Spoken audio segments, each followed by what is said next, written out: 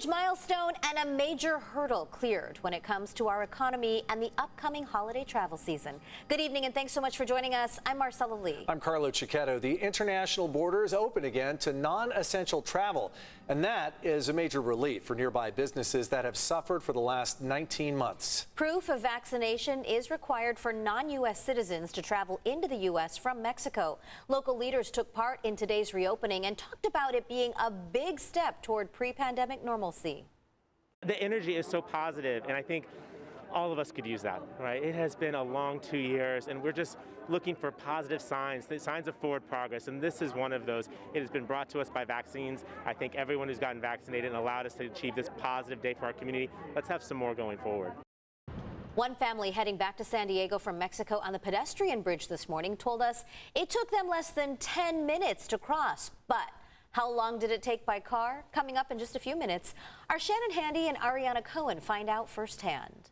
The border reopening should have a huge impact on businesses. The San Ysidro Chamber of Commerce says the region lost more than $1 billion in sales in the months that non-essential travel was banned. News 8's Abby Alford shopped around to see how the border community is already buzzing with new business. When officials announced that the border restrictions would be lifted, parking lots in San Ysidro were nearly empty. Today, they're filled with shoppers. Driving around in San Ysidro and it's hard to find a parking space. Now it's full. Now it's full. Before it's empty. This is a good problem to have. Yes, I feel happy. The smell of new businesses in the air at Perfume Network of California, where the manager says during the U.S.-Mexico border closure to non-essential travelers, business was down 60% compared to pre-pandemic years. Last year, because there's so many things in the, I close already in the couple of months.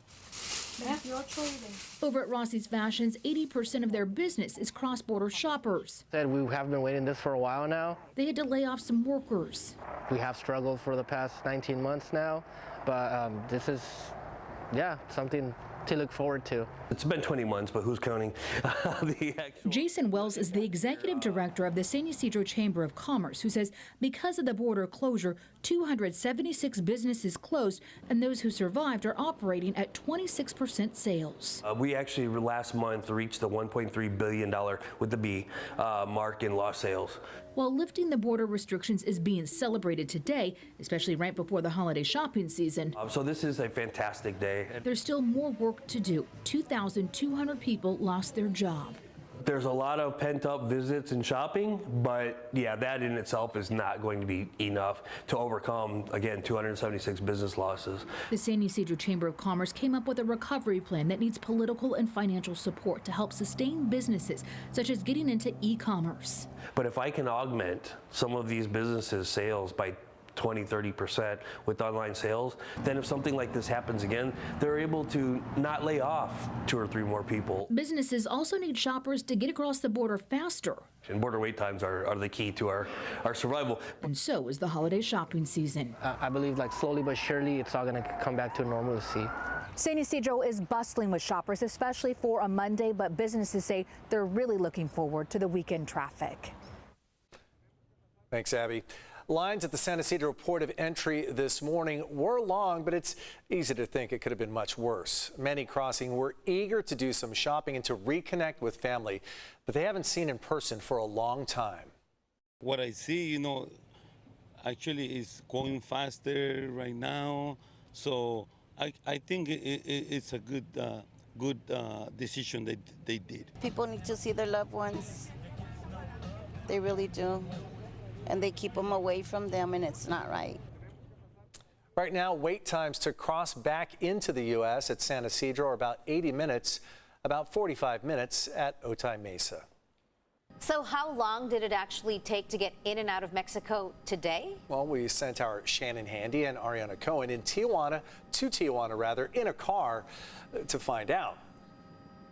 Okay, so it is 8:31. Ariana and I are just leaving the station in Kearny Mesa. Take the exit. Get insurance first. See that sign? You have to get insurance for your car before you enter Mexico. So we did that just now. It was $30. This is insane. Go in that empty one.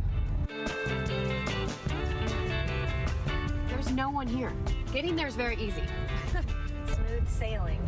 Oh, here we go. Tijuana, Mexico. We are here. We're pulled over on Revolucion, which is one of the main shopping restaurant areas in TJ. We left Kearny Mesa at 8:30. We stopped to get insurance, and we are in Mexico by 9:15. No one stopped us for anything. We just went right through. We are going to do some exploring. So we stopped at a cafe at Revolucion, and we are going to eat some chilaquiles. It is 10:55. We're gonna walk back to the car. And then we're about to make the trek back. It might be way more difficult to get back into the U.S. than it was to get here. Oh, churros, mi favorito, gracias.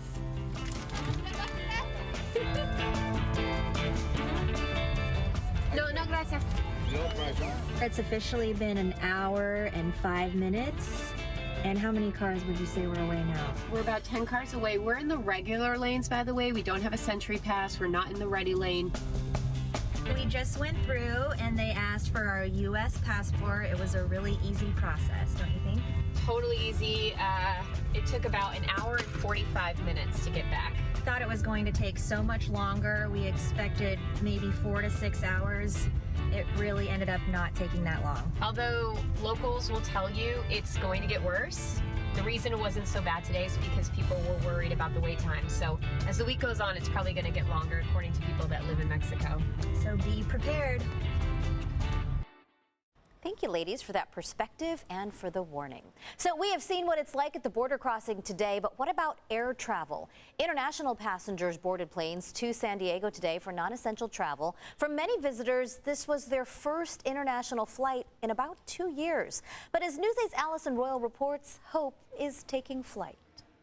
It is a big day here at the San Diego International Airport. Earlier this afternoon, some people flew in from Canada, and I wanted to hear how their big international trip went. Their first flight in 2 years, and it was perfect. After 2 long years, Alan Melbourne finally gets to take an international vacation. He flew into San Diego on Monday afternoon for some sunshine and relaxation. There was no issues whatsoever. Easy to go through the security, customs, get on the plane. It was really good, easy.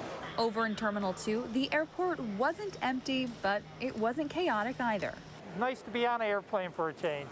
Some other Canadians touched down in California for both business and pleasure. Well, we're here for a conference later on in the week, but we wanted to come a couple of days earlier, enjoy some of the sun and the scenery and all the tourist attractions around San Diego. It's not just Canada. Passengers from Mexico and the UK are also scheduled to arrive in San Diego on Monday. And outside of San Diego, a historic day for international travel in general. Well, it's exciting. Passengers in Germany were finally able to fly to New York City. Because of the importance of the US business, it may be a breaking point. And we will see where we end up finally. And I suppose and I guess that in the summer 2022 we will be where we have been in 2019. For the latest updates on travel in San Diego or anywhere, you can always count on our website, which is CBS8.com.